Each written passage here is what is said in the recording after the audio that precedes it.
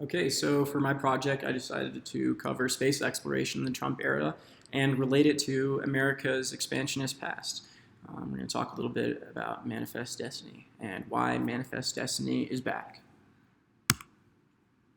So it's important that we cover the past before we talk about where we are now. As you can see, it's probably your former history teacher's favorite quote: "Those who cannot remember the past are condemned to repeat it." So let's learn a little bit about the past. Where does American expansionism originate from? Well, many Americans originate from Europe. A lot of America's values are transferred over from European countries, and that's where colonialism and spread of Christianity and just growing empires was super common. It's deeply rooted in European cultural and religious values. Many at the time, before America was even a country, thought that it was God's will for them to expand, develop lesser societies, show them the right God, quotes, because they saw many of these people as less civilized and doing things the wrong way, and they felt that it was their obligation to help them develop, as well as, of course, taking advantage of them for free labor, resources, etc.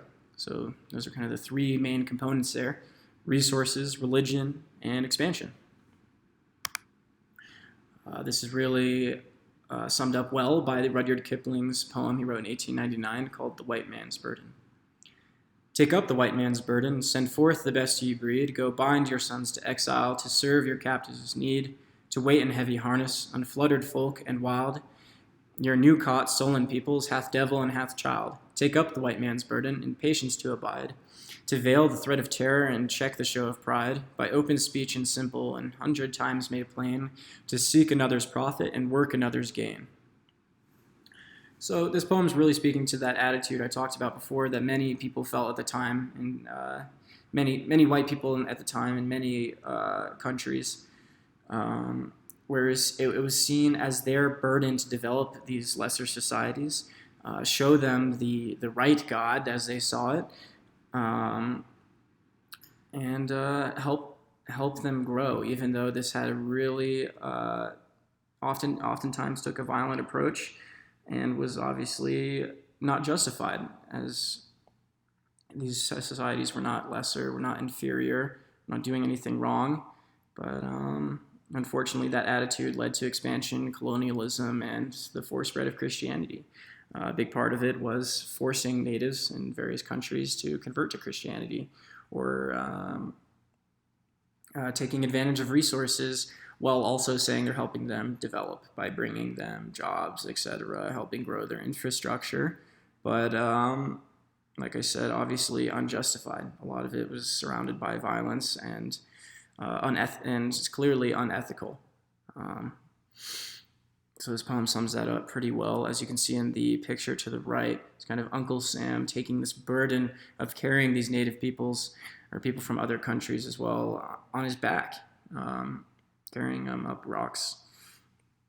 And yeah, it just kind of shows many white people at the time's attitude towards natives, or societies they felt were less developed, that they felt it was their burden to help them develop, even though that was surrounded by violence and bad intentions. So a lot of this has to do with Manifest Destiny, which is a huge part of American history. John O'Sullivan in 1845, he was a reporter, and he was one of the first to talk about Manifest Destiny, along with many at the time, including John C. Winthrop. John O'Sullivan is noted as saying, "We are entering on its untrodden space with the truth of God in our minds. We are the nation of human progress, and who will, what can, set limits to our onward march. Providence is with us, and no earthly power can."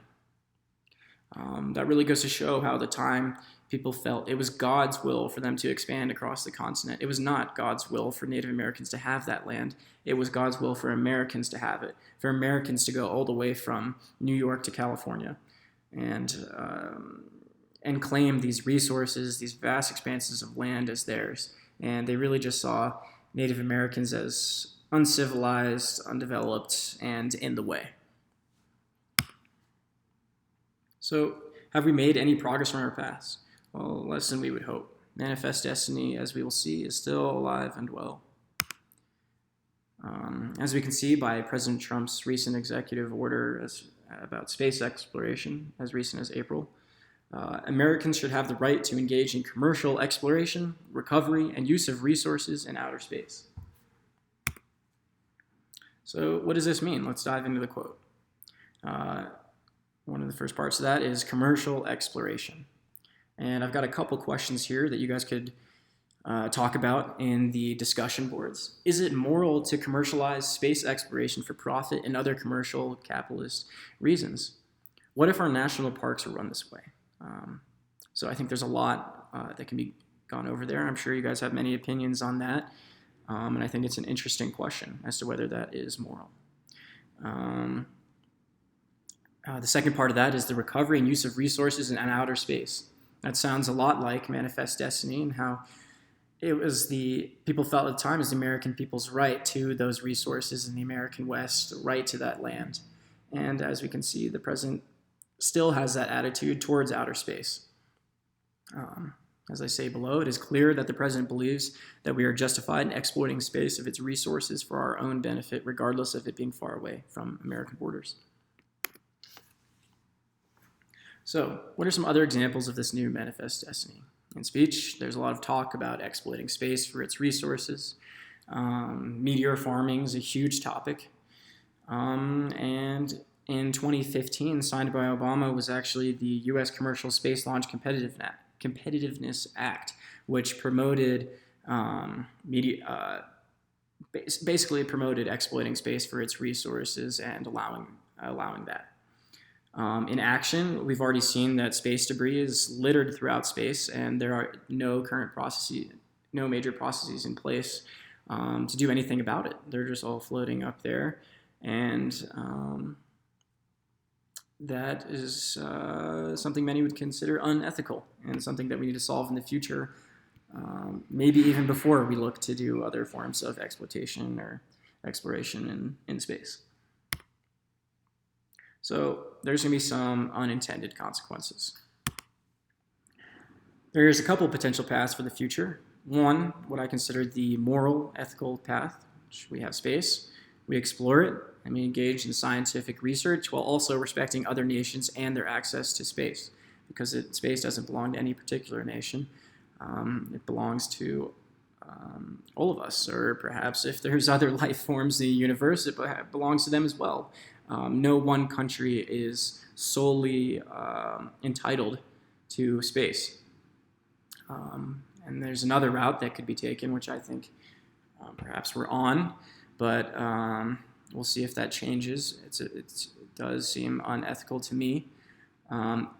Exploiting space is our manifest destiny, like I talked about. Continuing with our past, of seeing it as God's will that we expand into space, that God provided these resources for us to exploit and bring back to Earth and focus on commercializing space for resources or space travel, all of that.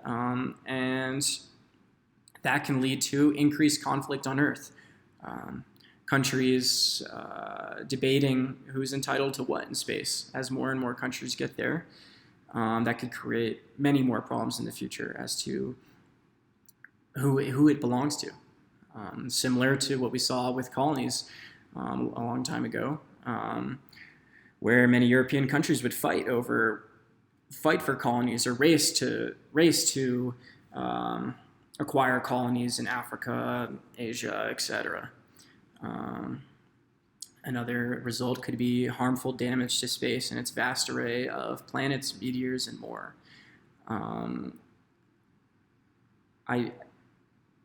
There are currently not many processes in place, or not much of a plan in place for what will happen if we start to take advantage of space for its resources. What's that going to look like? What are the results, unintended consequences of that to, I don't know if you'd call it habitats, but planets, meteors, etc. How is that going to affect space or even affect us back on Earth? So that's it. I've got my references cited here. And thanks for watching. And hopefully you guys have some things to consider for the discussion board.